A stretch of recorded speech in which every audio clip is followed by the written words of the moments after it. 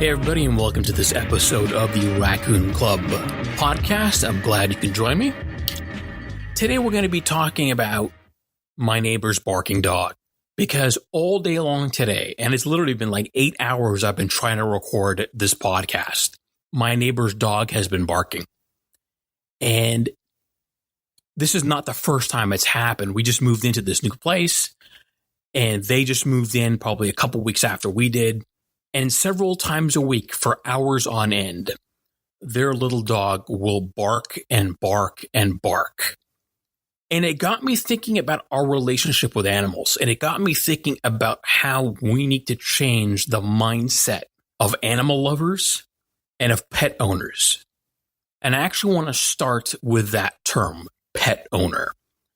I think a huge part of the problem with how we interact with animals is we believe we have a sense of ownership over them. That I own this dog. I own my cat. I actually have a cat, but I don't think I've ever called him a possession of mine, a piece of property of mine. My cat Yoshi is part of the family, but like any member of the family, I have responsibilities towards it. I could not fathom keeping Yoshi if I knew that he meowed constantly when I wasn't there out of loneliness, out of anxiety, out of stress. We need to, I think, really impart on people that they don't own another life form. You cannot own another life form. You do not own your children. You do not own your spouse. I have no idea why we think we own other animals. An animal, whether it be a household pet or a farm animal, is a life in and of itself. That life has a right to exist and to be free and to be happy. And our belief in ownership is causing animals all kinds of misery. We don't even have to go into things like factory farming. We don't even have to go into things like the food distribution systems and how we treat animals and how we poison animals and how we torture animals for our food. Just the way the pet industry works and our relationships with our pets is far enough, I think, for the purpose of this podcast to show. I think we really, really, really need to rethink not just how society deals with animals, but the notion that a pet belongs to you, the notion that because you paid money, you have taken possession of that pet. If I listened for hours throughout the day to a baby crying or an elderly person sobbing, we wouldn't brush it off. We'd call the cops. We'd call social services. We'd call someone to go in there and assist that person. And likely the person responsible for that life, whether it be a mother or a father or a spouse or a relative, would be brought up on charges for neglect, for abandonment. If you've ever tried to call the authorities on your neighbor whose dog was barking all day long, whose bird was chirping all day long, whose cat was meowing all day long, you'll know the frustration I'm feeling in terms of how the system deals with stuff. First of all, no one takes it seriously. There's no police for animals. There's no 911 that you can call when you believe in animals being neglected. We goes to animal services. Every city has their sort of version of animal services, which is usually understaffed and underfunded. And if they show up within a week, maybe you're lucky. And a lot of that has to do, again, with that concept of ownership. This idea that, well, that's his dog. No, it's not his dog. It's not her dog. It's not my cat. It's a life form that's been entrusted to me to take care of.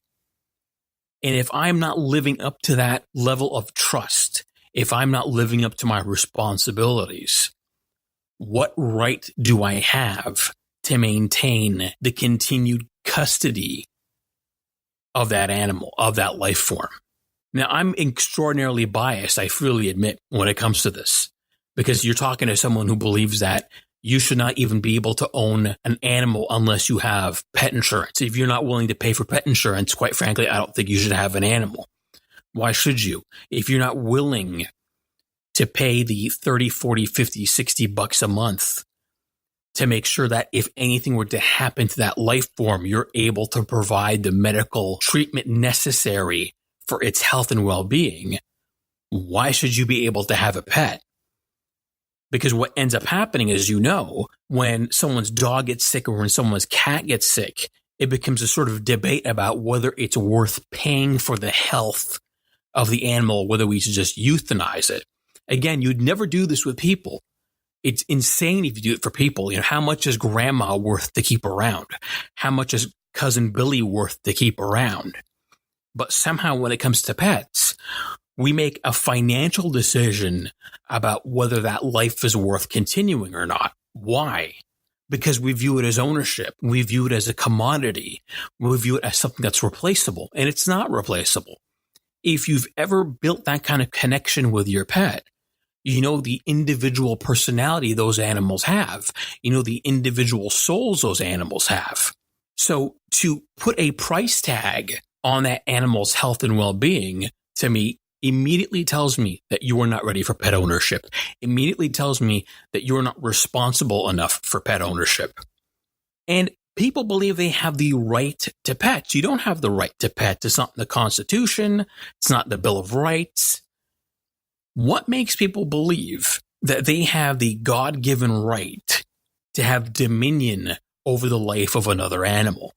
What makes people believe that they have the God-given right to inflict misery and suffering, whether that's emotional or physical, on an animal simply because it's convenient for them to do so?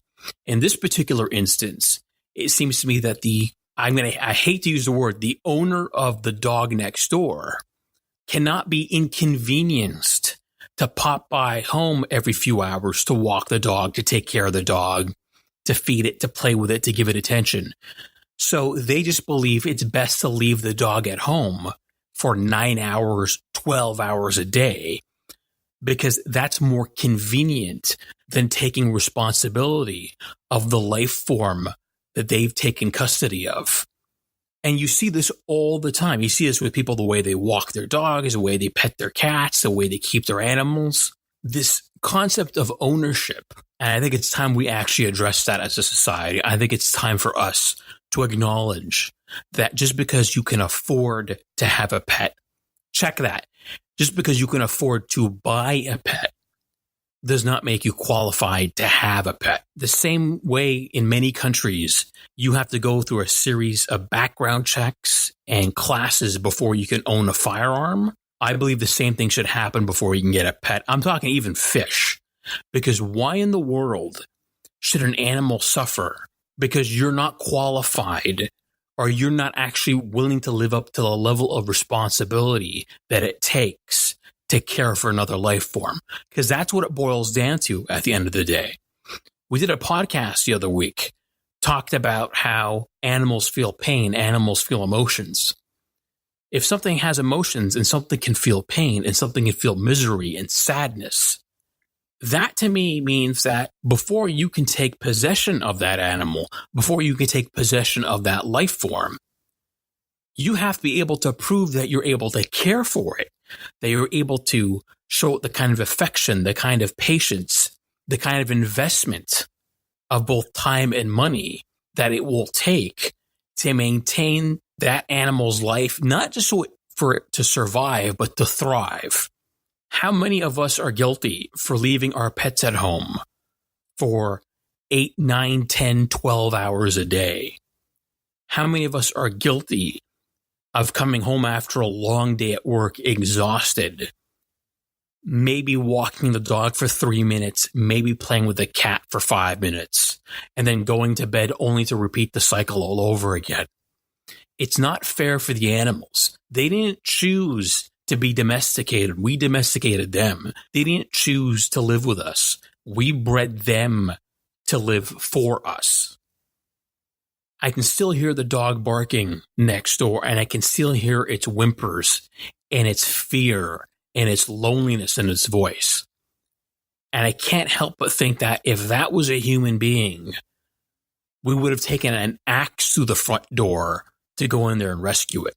We would have taken a battering ram and blown that door off its hinges to go in there and help it. But somehow we believe that because it's a dog, that it is not worthy of that kind of concern. It is not worthy of that kind of attention. And I have to ask why. Why should a dog's misery be treated less urgently than anyone else's misery. It feels pain. It feels sadness. Shouldn't that be enough for someone to take action on these things? Shouldn't that be enough for the person who believes they own that animal, for that possession to be revoked, for that possession to be taken away, for that possession to be reversed? Why should that dog continue to suffer in loneliness, in a state of anxiety and fear? Because spending more time with that animal, because paying that animal more attention is inconvenient for the human that that animal is associated with right now. Why should that animal suffer anymore because it's inconvenient for the human that that animal is living with right now to do anything about it? Why is a pet's life not taken as seriously as a human life? If we believe that animals are disposable, why do we have them around then? If we believe that animals and pets are disposable, then what does that say about us? What does that say about our level of empathy? If you do not have a certain level of empathy, I do not consider you human. One of those levels of empathy that I was mentioning is our ability to have a very broad level of empathy towards all life forms. So when I see someone who's able to sleep with themselves at night, knowing that their dog is suffering and miserable, I don't care how many human lives they've saved that week. That still factors into my decision about whether I consider them human or not. Because again, any animal can take care of a member of its own species. It's human beings that have differentiated ourselves and having the capacity to take care of life forms all around us.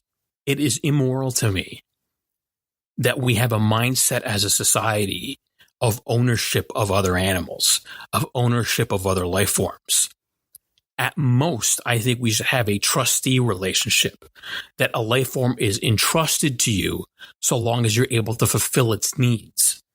But the minute you're unable to fulfill its needs, that trust is revoked. That trust is taken back. And we find someone else who's more worthy of the honor and the privilege of taking care of that life form. Because that's what it is. To be able to take care of a pet, to me, is actually a huge honor, because that pet entrusts itself to you entirely. It is utterly dependent on you. It doesn't know the outside world. It doesn't know how to do anything else other than to make you happy.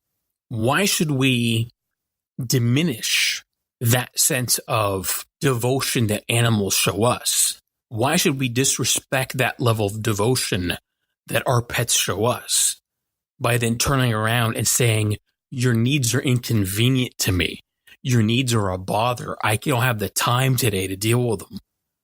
Then you don't have the time to have a pet. Then you don't have the time to be entrusted with another life form. I did the first step that I would have to do in terms of dealing with this issue. I taped a note to the door of my next door neighbor, sort of politely telling him, going, hey, I'm not sure if you realize your dog barks a lot. Maybe you're not aware. Maybe you're not familiar with it.